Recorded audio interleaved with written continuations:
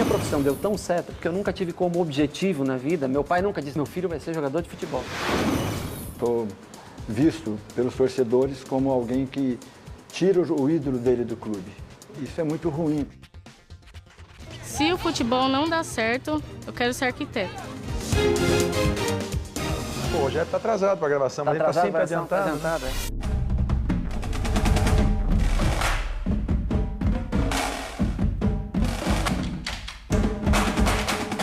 Hoje vamos falar sobre uma das profissões mais cobiçadas do país. Nosso tema é profissão futebol. Dizem que somos quase 200 milhões de técnicos, talvez porque um dia fomos meninos que sonhavam brilhar em um campo de futebol. Um sonho quase impossível. Não há dados específicos, mas técnicos dizem que a cada 1000 garotos de uma peneira, apenas um poderá ser aproveitado por algum time. A vinda de atletas e ela se concretizando das categorias de base, da sua formação, ao atleta vingando ou tendo sucesso no profissionalismo, ele é muito pequeno. Eu cheguei no Vasco, eu ainda era muito criança, eu tinha 10 anos de idade e era um sonho que eu sabia que eu tinha que trabalhar muito para que pudesse alcançá-lo, porque da minha idade muitos garotos ficaram para trás. Eu fui mais pelo prazer que me dava. Claro que depois, quando chega no juvenil, no júnior, tu já começa a ver, a ter um contato maior com a profissão mesmo, futebol, com os jogadores profissionais, e tu começa a criar expectativas e começar a direcionar a tua carreira. Já comecei do futsal, passei para o futebol de campo sem ter que passar por peneira, porque o pessoal do futebol de campo me viu jogando no futsal, me puxou para o campo já nas categorias de base, como eles falam, né? Não passei por esse processo aí. Passada a primeira etapa, o funil fica ainda mais apertado. Todos os anos, 2.500 meninos participam da Copa São Paulo, nosso maior torneio de futebol juvenil. Para a grande maioria, competir em alto nível é uma experiência que não vai se repetir.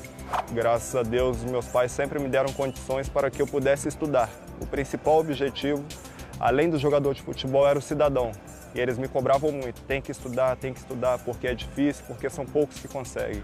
Tem que ter talento, tem que ter empenho, tem que ter dedicação, tem que ter compromisso, tem que abdicar de muitas coisas também, a criança. Tem muitas crianças que passam a não ter praticamente lazer mais, só se dedicar ao futebol, né? Tem muitos atletas na categoria de base que surgem como grande expectativa, pô, vai se tornar um craque, acabam não vingando porque estagnam, param. Mas o futebol profissional é assim. Cada conquista vem seguida de uma competição ainda mais difícil. Hoje temos quase 13 mil jogadores inscritos na CBF. Isso se refere aos que atuam oficialmente no Brasil. Deles, menos de 2.600 conseguem manter o emprego o ano inteiro, já que muitos times disputam campeonatos apenas durante os primeiros meses do ano.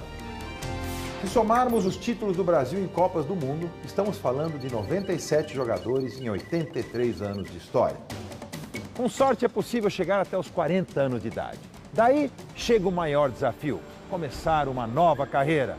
E então, o que fazer? Ele optou por construir toda a sua carreira aqui no Brasil. Eu particularmente adorei que ele ficou por aqui. Chance de ter saído, provavelmente teve, com esse talento todo. Ganhou diversos títulos nacionais e internacionais e é um dos maiores jogadores da história do São Paulo e também do Brasil. Meu ídolo até, Rogério Ceni.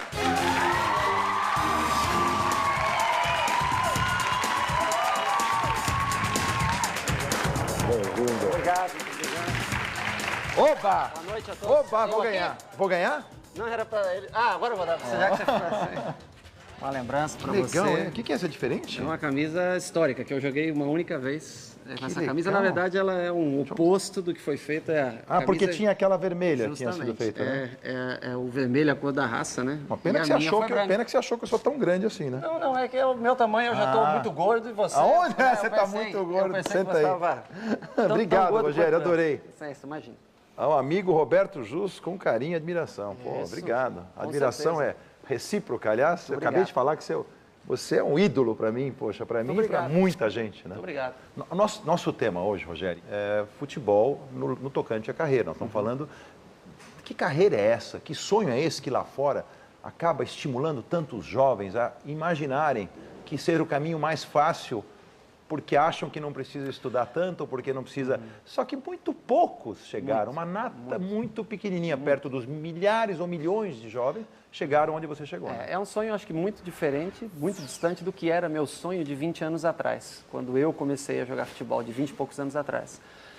Tanto que eu acho que a minha profissão deu tão certo, porque eu nunca tive como objetivo na vida. Meu pai nunca disse, não, meu filho vai ser... Hoje acontece muito, né? Os pais, né? Não, meu filho vai ser jogador de futebol. Hoje o menino com 9, 10 anos de idade já vem fazer teste nos clubes, né? E acaba largando tudo só para se dedicar a isso. Né? E eu comecei a jogar como goleiro com 15 para 16 anos. Mas por que surgiu a oportunidade de ser goleiro, de repente? Foi num momento qualquer que você teve que pegar no gol? Foi um time na minha cidade.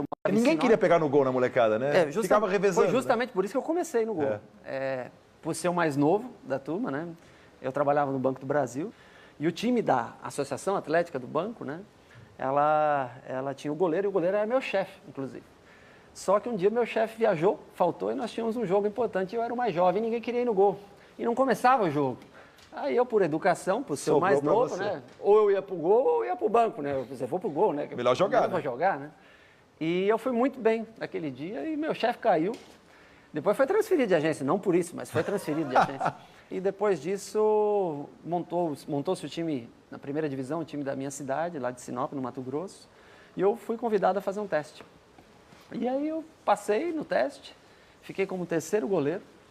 Os dois goleiros se machucaram no decorrer do campeonato. Eu entrei no meio do campeonato e foi a primeira vez que um time do interior do estado do Mato Grosso se tornou campeão profissional mato-grossense. E esse foi o único time que você jogou fora do São Paulo, não foi? Foi, eu joguei 17, 18 jogos, 15 jogos, eu não lembro exatamente, pelo Sinop. Vim fazer teste no São Paulo naquele mesmo ano. Quem era o goleiro titular do São Paulo? O Gilmar. E o Zete estava surgindo, né? O Zete tinha sido contratado pelo São Paulo naquele mesmo ano. E o Zete estava voltando de uma lesão, o Zete era mais jovem. Logo no ano que eu cheguei, no ano subsequente, o Zete já se tornou titular. O Gilmar Você era o terceiro goleiro, então? Não, eu era 12º goleiro. Eu tinha idade para jogar no juvenil, eu tinha 17 anos de idade. Eu passei nos testes no profissional e fui para a minha categoria, onde a idade era permitida. Agora, você não tinha medo, num certo momento, quando você estava vivendo essas dificuldades todas, de que poderia não dar certo, que você poderia não chegar a ser esse grande jogador? Eu nunca sonhei tanto que eu chegaria, eu nunca tive como um objetivo fixo na minha... Não tinha isso? Não, eu vim então, para cá... Então o que te motivava? Eu vim como uma chance, uma oportunidade na vida, mas eu não vim com aquela coisa, putz, se não der certo eu vou me martirizar até o fim da vida, porque eu não... Eu acho que foi isso que fez. Logicamente, depois de um certo tempo, aí quando eu passei a integrar a equipe profissional, 4º goleiro, 3º goleiro, aí sim, aí você vê uma expectativa real, que é aquilo que você escolheu para a tua vida, você tem que chegar no ponto mais alto. Como é que faz para segurar, vamos dizer assim, a tua carreira no Brasil? Você teve proposta do exterior, não teve? Algumas, durante toda a carreira. Se for para você se transferir hoje para uma equipe mediana, uma equipe que não vai brigar por título toda a temporada, que na Espanha você sabe que vai ganhar Real Madrid ou vai ganhar Barcelona. Então, entre jogar em um clube que te oferece a estrutura que o São Paulo, porque o dinheiro ele é muito importante. Eu acho que ele vai te dar sustentabilidade para o restante da tua vida, família, enfim, cada um sabe a quantidade de pessoas que carrega ao seu redor. Mas você entrar todo dia num ambiente de trabalho onde você conhece desde o segurança, do garçom, da moça que lava a roupa, e que todos fazem parte dessa estrutura, e você se sentir bem ali, isso é um preço que o dinheiro, muitas vezes, ele não tem a confiança naquela pessoa. Você tem empresário? Não, eu nunca tive. Você é o teu próprio empresário? Sempre sozinho. Não necessariamente Mas as decisões de negócio foram As decisões de renovar, não renovar, isso sempre foi meu. E eu tive uma facilidade muito grande, talvez isso foi uma das coisas que fez com que eu permanecesse no São Paulo. E eu nunca tive discussão, meus contratos nunca demoraram mais que 10, 15 minutos para serem resolvidos.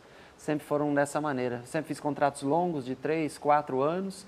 Antes de terminar o período de vigência do contrato, eu acabava renovando, sempre tranquilo. Eu acho que isso foi uma coisa... E agora termina em dezembro? O meu termina e provavelmente... Aí vai parar? Eu paro Puta, que tristeza. Esse ano. Que tristeza.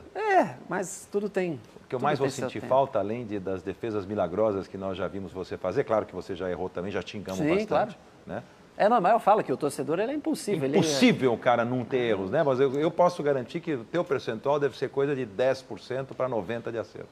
E no teu caso, se você olhar, quer dizer, essa quantidade de acerto e tudo, e apesar dos erros, você é um cara que cuida do seu próprio caminho, fora do futebol, e olhando para esse cara que conseguiu acertar tanto dentro de campo e fora, qual conselho você daria para um jovem agora, que está começando uma carreira?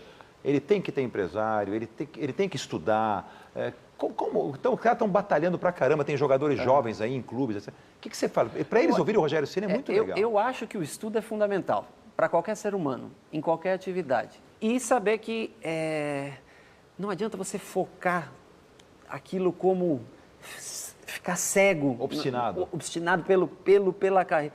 É algo que você tem que fazer seu melhor, se dedicar, mas você tem que estar muito preparado.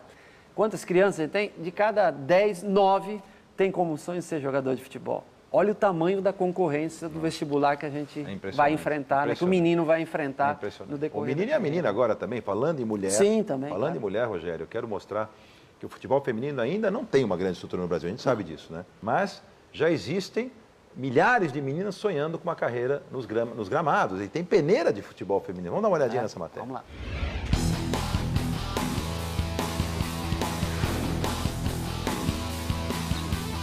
O Centro Olímpico da cidade de São Paulo hoje é uma das principais equipes de futebol feminino do Brasil. Elas estão aqui hoje concorrendo a uma vaga em uma das equipes de categoria de base aqui do Centro Olímpico.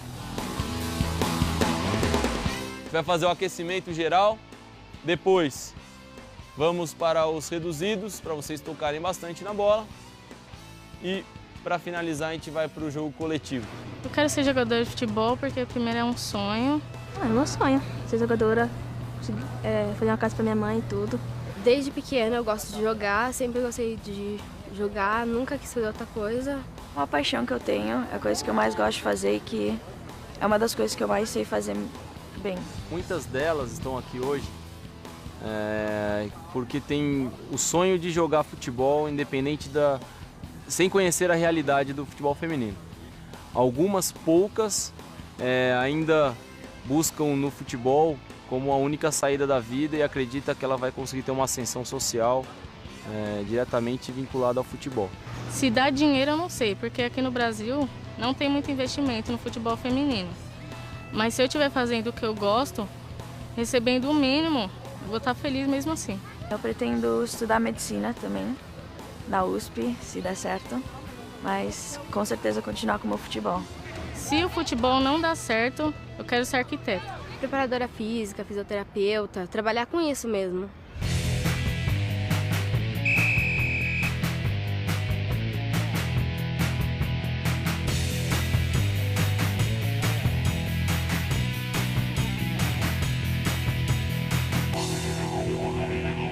Tá difícil. Não sei se eu consigo.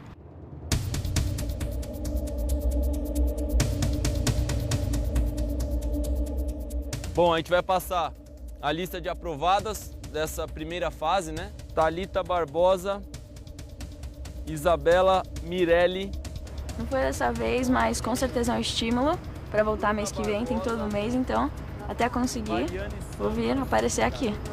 A paixão, aliada com uma boa orientação, mais o trabalho e uma dedicação, vai acabar tendo algum resultado. Mas no momento certo, que ela estiver madura realmente para poder enfrentar esse grande desafio. Vitória Caroline. Eu sou a Silmara, sou tia da Vitória, minha campeã de hoje, e muito feliz por isso. Não tem explicação como é passar numa peneira, assim, na primeira fase. Mesmo que seja a primeira fase, é como uma vitória, assim. E a gente tá tentando, né? Seguir nosso sonho. É isso.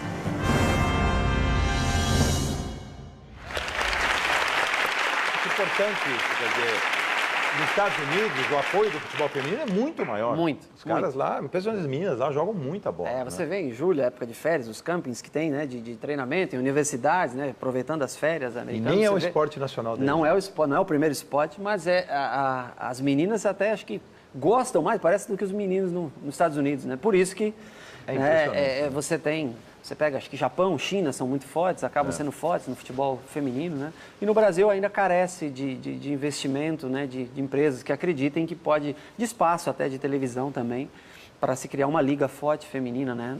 Uma curiosidade agora, totalmente fora do tema, mas eu não vou aguentar que você está aqui. Vou aproveitar que você está aqui, né? Você é muito hostilizado pela torcida adversária? Eu acho que depende...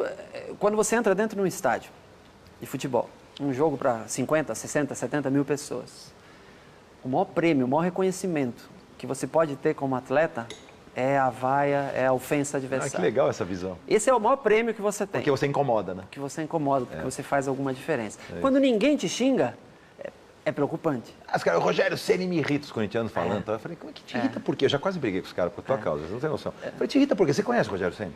Não, mas ele é muito metido. Quem falou que ele é metido? Mas o cara é bom. O cara é bom ou ruim? Fala pra mim. Ele é bom. Pô, respeito o cara. Mas eu acho assim que essa é a... O atleta tem que... Não, eu tive que aguentar uma brincadeira hoje aqui no estúdio, viu? Não, mas é normal. Sabe o que eles falaram? Pô, o Rogério tá atrasado pra gravação, mas ele tá sempre adiantado. Mas a vida é assim mesmo. Como é que ele pode estar atrasado se ele tá sempre adiantado?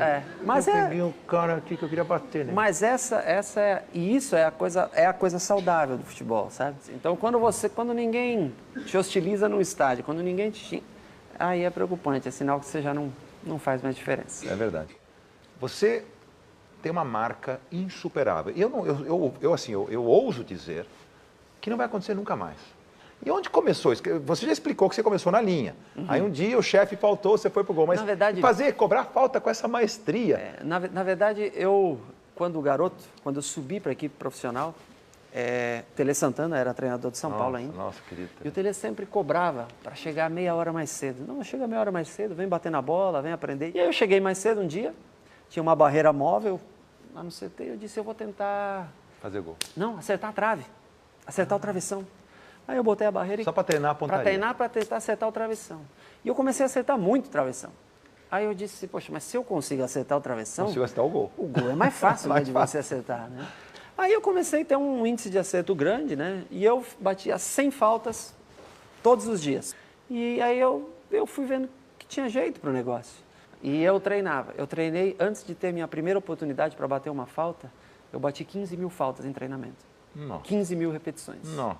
E aí o Muricy chegou numa palestra um dia e a gente tem toda a parte tática do jogo, posicionamento, bola parada, escanteio, pênalti, quem bate, tá? Se tiver falta, bate o Rogério.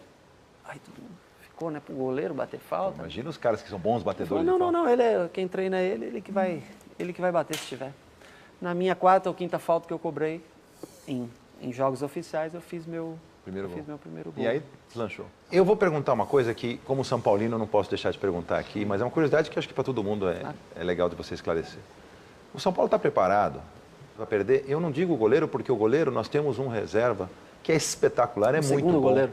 É um segundo goleiro muito bom, que é o Denis, eu adoro ele, sinto segurança nele. Então. Mas o líder, Rogério Ceni, quem assume esse papel? Eu acho que não existe ninguém insubstituível, né? Nós já tivemos grandes jogadores na história do São Paulo. Eu lembro do Raí, eu peguei essa fase quando o Raí era o grande capitão do time, né?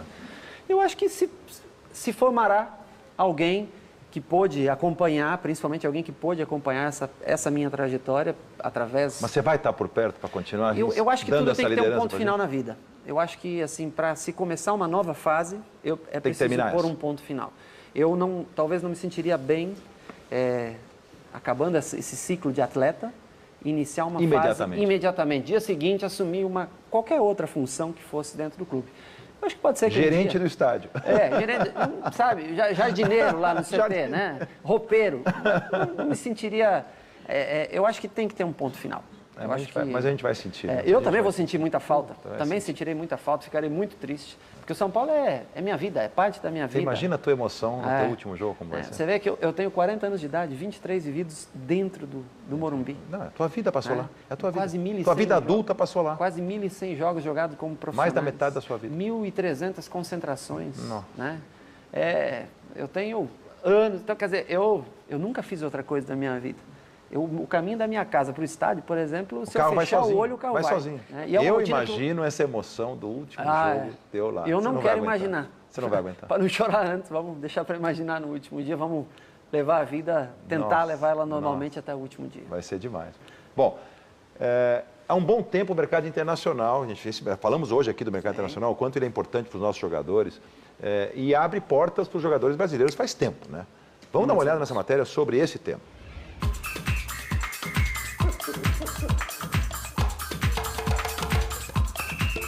falta espaço para tanto jogador aqui no Brasil, a solução é buscar um lugar ao sol do outro lado do oceano.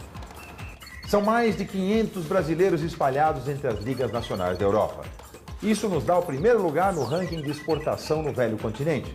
Temos praticamente o dobro de jogadores da França, que ocupa o segundo lugar. Se a gente acrescentar ao amor que a gente tem pelo esporte, que a gente tem pelo futebol, a gente acrescentar o tamanho, a dimensão do Brasil, que é um país continente, a possibilidade de surgir talentos ela é muito grande.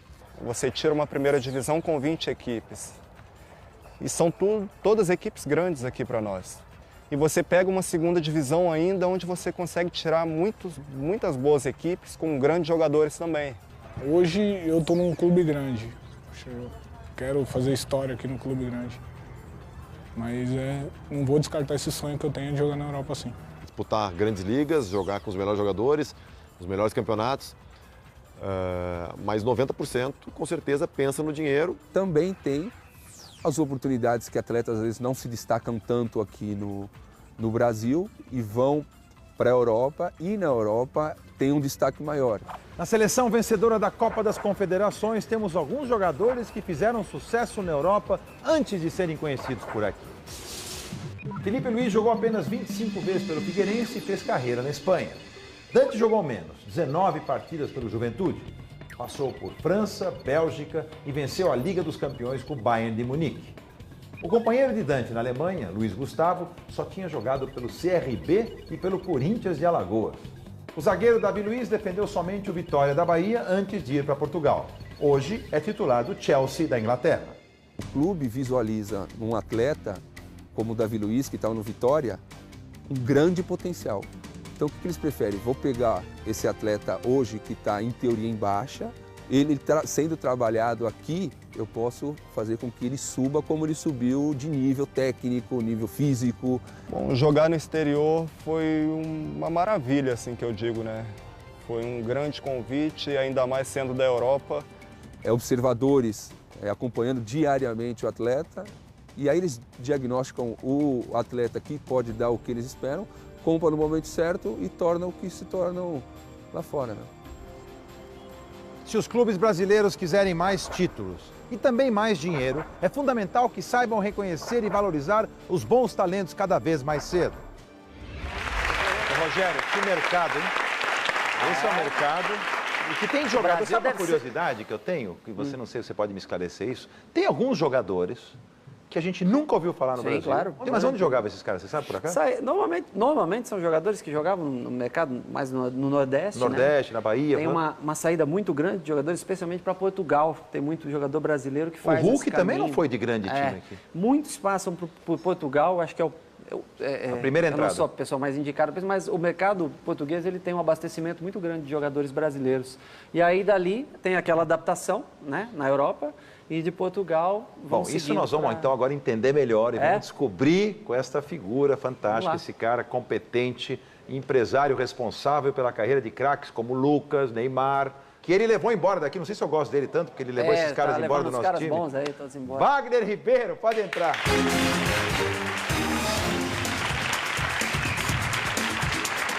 Tá machucado. O que aconteceu aí, Wagner? Tive um pequeno problema no ligamento. Jogando bola? Não, brincando com meu filho. Brincando com o filho. Tudo bom, vai? Você conhece o Rogério, lógico. Né? Nosso ídolo. Fica à vontade. Nosso ídolo. Você é São Paulino, né, Wagner? Me deu a cadeira, Rogério. Que Opa, a cadeira. Você é São Paulino que já começa muito bem, né?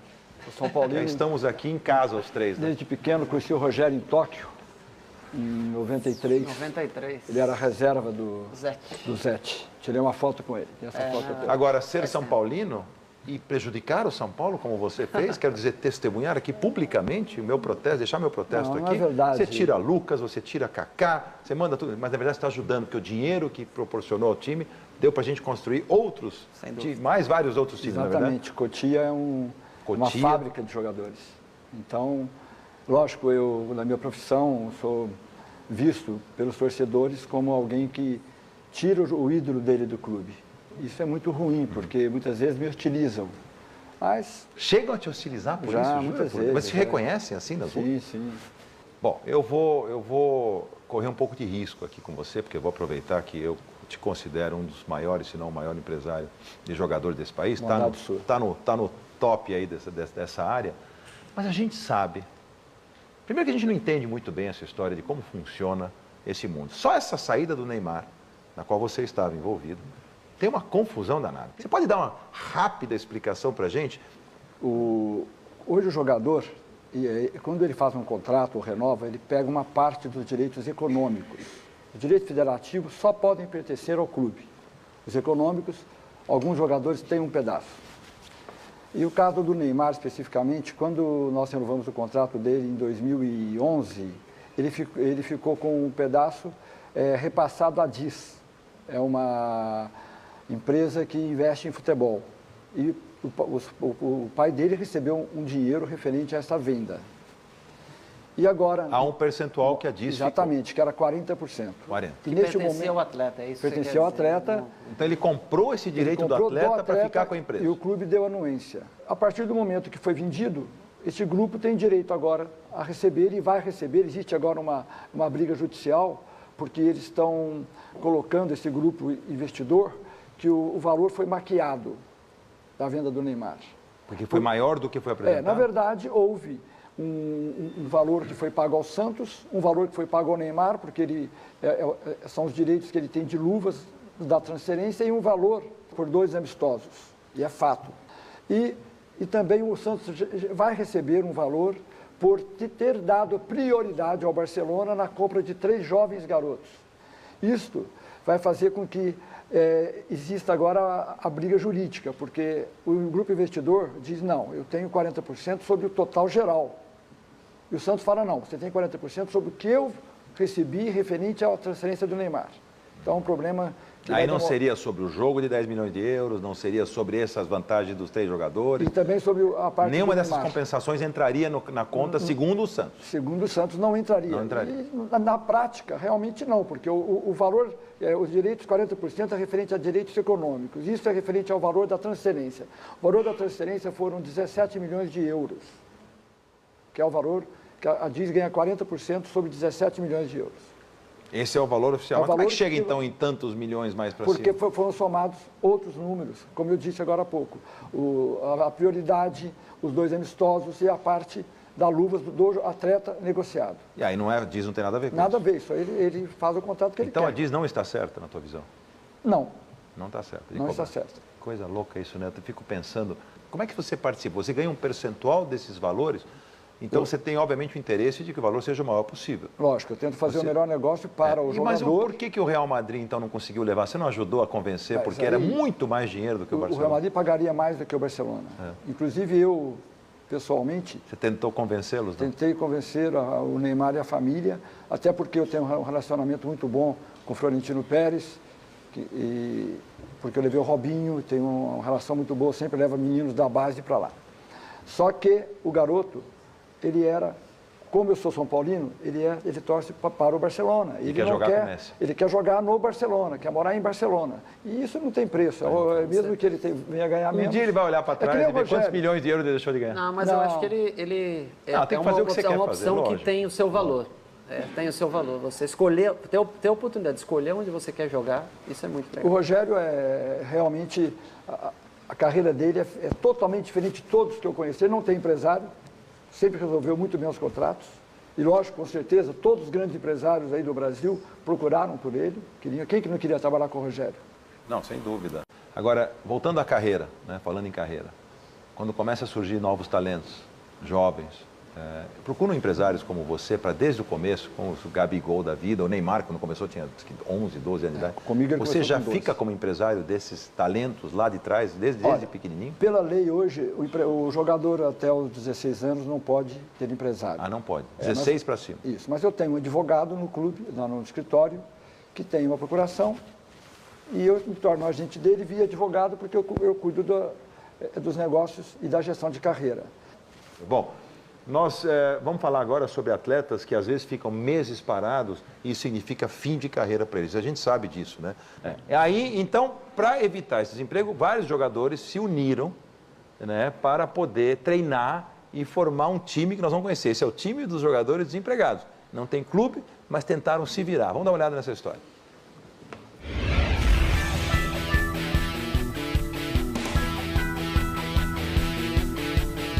esportista hoje ele oferece uma assessoria de treinamento para os atletas que no momento se encontram sem clube. Eu tenho atleta de primeira, de segunda e de terceira divisão.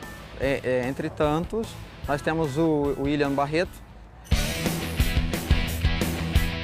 A única coisa mais profissional que eu fiz foi ter treinado na Itália. Fui com 12, treinei 3 meses, depois voltava, aí depois voltava de novo, porque de menor, não pode ficar lá. É um meia agressivo, tem um potencial incrível. E o Boni é um jogador que já esteve, né, na Alemanha.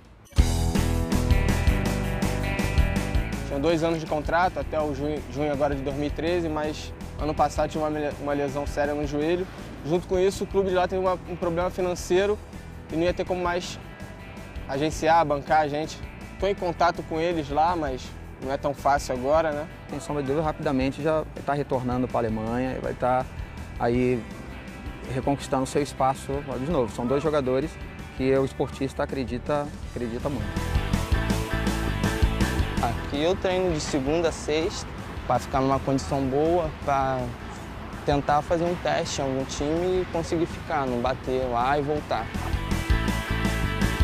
O meu objetivo agora, que eu estou tentando voltar, mostrar meu trabalho de novo, é esse. É estar em forma aqui com eles, aproveitar os amistosos que eles organizam com outros clubes para poder estar na vitrine, né? A vida é uma peneira. Sabe por quê? Às vezes nós somos sacudidos, cara. Sacode a gente para lá, sacode a gente para cá. Irmão, e tem uns que são fininhos, galera. E passa. Vai passando. Os fracos tecnicamente, os que não têm uma costa quente, os que não têm um padrinho forte, os que não pagam, né? Tem gente que o pai vai lá e paga e o filho joga. E por aí vai. Então, se nós estamos aqui hoje, é porque nós vamos dar o nosso melhor, fazer o nosso melhor, nos dedicarmos a cada dia para que a gente possa ir, a hora que as oportunidades vier, a gente possa estar preparado para elas. Ei, pessoal de trás, encosta aí mais um pouco. Meu maior sonho é poder estar jogando futebol, fazendo o que eu gosto, independente se é aqui no Brasil, se é na Europa. Eu quero estar jogando futebol, entendeu? Viver disso. É jogar na Europa. É o meu maior sonho. E chegar na seleção brasileira também. Eu nunca tinha ouvido falar no lance desse. Jogadores desempregados que se unem para poder treinar e tentar aguardar uma nova oportunidade. Na verdade, a maioria dos jogadores estão sem mercado, eles se uniram e jogam lá para poderem voltarem manter a forma física. A forma e voltarem a ter oportunidade em algum clube. Em algum clube, mas é difícil, viu? Você como empresário, assim, a tua visão também é importante para a gente um pouco sobre essa coisa da cabeça dos jogadores, né? Eu não quero aqui citar, mas um exemplo posso citar, um grande craque que escorregou extra-campo, Adriano, né? Chegou a jogar no nosso time, mas... Um baita jogador. Não é um baita jogador, o cara é um craque. E um baita cara. Não, um cara legal pra caramba, muito só que adora a bagunça, entendeu? Então, como tem vários outros. Quando você vê isso, você se desinteressa como empresário ou você chega a recomendar, fala, tenta salvar essa pessoa? Como é que você vê isso? É complicado. Você teve alguém já que você agenciou que teve esse tipo de problema extra-campo? Sim. Um jogador jogava no Corinthians, ele chamava Abuda. Você lembra dele, Rogério? Lembro, joguei. E ele foi para o exterior, era um garoto que tinha problemas, um jogador humilde. E realmente ele quebrou a cara porque ele foi no momento errado e ele estava despreparado. Ele foi para a Alemanha ainda. Nossa. Tem um caso que eu poderia dizer que se tivesse trabalhado comigo, ele não teria morrido da forma que morreu, o Denner, da Portuguesa. Mas o Denner morreu em acidente? Acidente de carro. Sabe por quê? Porque estava numa noite em São Paulo, numa balada, saiu daquele madrugada, tinha que chegar no Rio para treinar cedo, pegou o carro, uma Mitsubishi muito veloz, bateu o carro com o amigo dele. Ele estava dirigindo? Não, ele estava do lado. Ele estava no banco e... Dormindo. E foi enforcado. Esse era um talento. Esse tipo de coisas, nós hoje damos toda a estrutura para que o jogador... Ele vai para o Rio amanhã cedo? Então tá bom. Manda reservar o voo das 6. Ele foi de carro, porque de carro tinha que ir.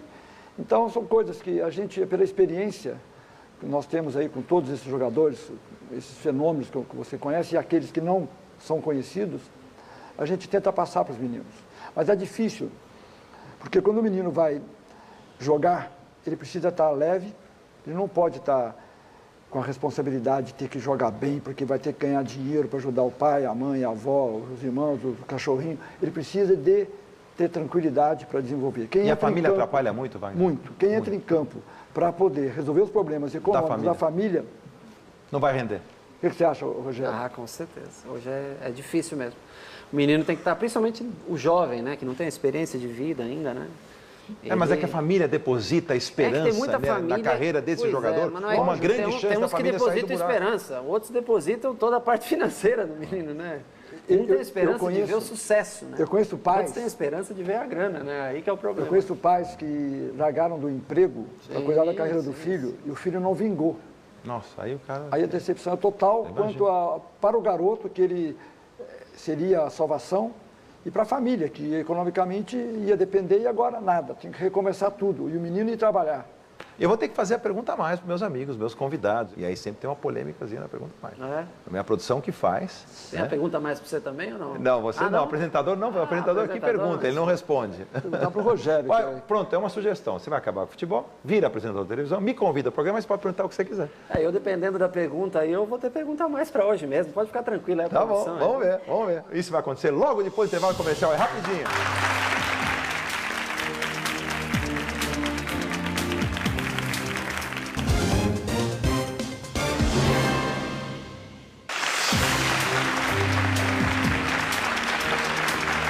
Roberto Mais está de volta. Hoje o nosso tema é profissão futebol. Eu, obviamente, fiquei muito feliz de ter aqui nessa noite. Se você não viu em casa, azar seu, porque a entrevista maravilhosa desse ídolo do esporte brasileiro, ídolo particularmente de nós São Paulinos, mas acho que admirado por todos, Rogério Ceni, e também o empresário Wagner Ribeiro, que veio aqui nos dá grandes informações, interessantes informações sobre este mundo dos negócios, das carreiras dos jogadores, que é fascinante, né? É um negócio difícil, complexo, envolve muitos interesses e você é um dos mais competentes trabalhando nessa área. E antes do intervalo comercial, eu falei que faria pergunta a mais para vocês. E é uma perguntinha capciosa preparada para a nossa produção em relação a vocês, né? Vamos ver o que prepararam para vocês. Primeiro, ambiente de pergunta a mais. Vamos começar com... Os mais velhos. Wagner Ribeiro. Meu Deus. Você vai ficar para depois. Wagner, quando o César Cielo venceu o Neymar no prêmio Jovens Lideranças, lá vem, hein? Em 2012, você não gostou do resultado e escreveu no seu Twitter: infelizmente ganhou o doping. O Neymar é uma liderança mundial, mas perdeu para o Cielo. A declaração pegou mal na época. Você se arrepende de ter dito isso? Naquele momento, eu estava lá representando o Neymar lá no Palácio dos Bandeirantes e eu achava que o Neymar era a grande liderança jovem no Brasil. E quando veio o resultado que o Cielo ganhou, eu tinha tomado uma taça de vinho a mais. Uma mais. Com o celular na mão, coloquei isso e deu essa repercussão toda. Imediatamente eu tirei, 5 minutos depois eu deletei, só que já era tarde. Todos os sites, até hoje estão falando disso. Os sites todos pipocaram. E no dia seguinte, eu estava indo para descansar a cabeça, porque foi muita pressão de todos os lados, até do próprio Neymar. Eu indo para o interior, eu parei meu carro na estrada e escrevi assim: uma taça de vinho a mais me fez escrever uma grande besteira. Eu peço desculpas ao Cielo e aos seus admiradores. Um grande homem é aquele que reconhece seus erros, viu? Eu, então, só tenho que dizer que me arrependo. Parabéns, muito bom. Talvez tenha sido mais uma oportunidade para você esclarecer isso, né? Exatamente. E você está vendo o que te aguarda, né? Não, acabou, né? Complicado, hein? Acabou, não. Não, mas a sua está aqui. Bem esclarecedora mesmo. Olha, você ainda vai ter um alívio de um intervalo comercial antes de eu te botar numa fria. É? Já voltamos. Você vai me falar agora?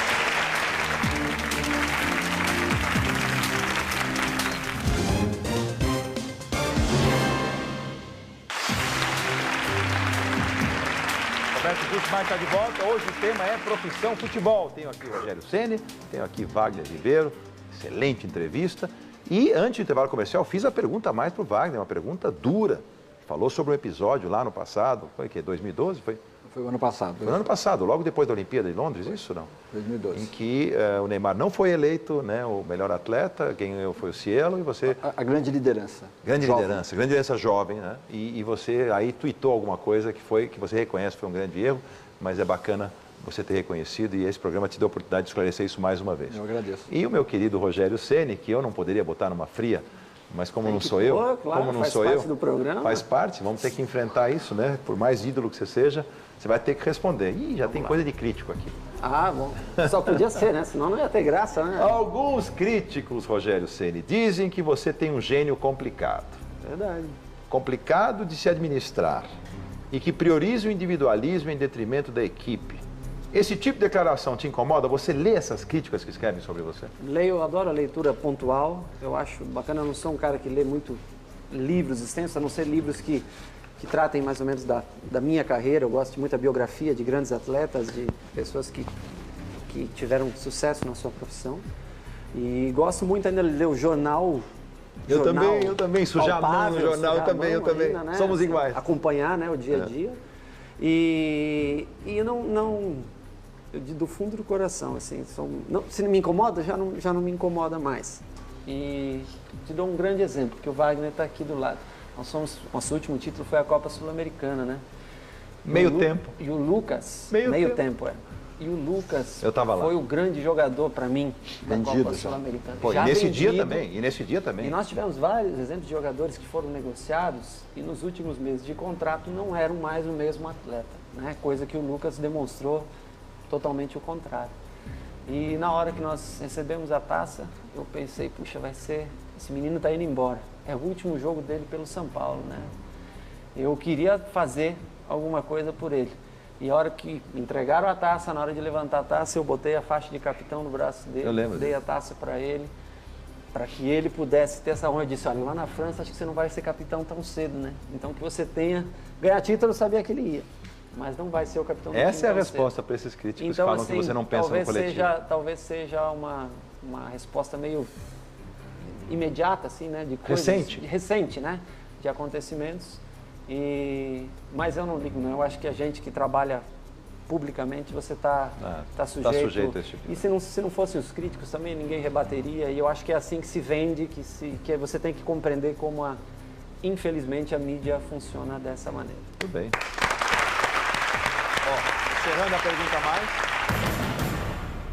Bom, gente, eu quero agradecer demais a presença de vocês. Eu adorei essa conversa. A conversa que, para mim, que amo futebol, achei bárbaro a gente falar sobre tema profissão futebol. Porque com a fama e os valores de contratos e salários que nós ouvimos por aí, é normal que muita gente queira ganhar a vida jogando bola. E esse estímulo as pessoas têm pra caramba. O jovem imagina, é o melhor caminho que eu tenho para ficar rico. E não é bem assim. Estudar e estar preparado para outra profissão é importante. Porque se a bola não der certo, se você não tiver nada na cabeça, você vai para o caminho errado. Você pode conhecer os jogadores brasileiros que mais faturam e rever esse programa através do r7.com/justos. Boa noite, até a semana que vem com um novo tema. Obrigado.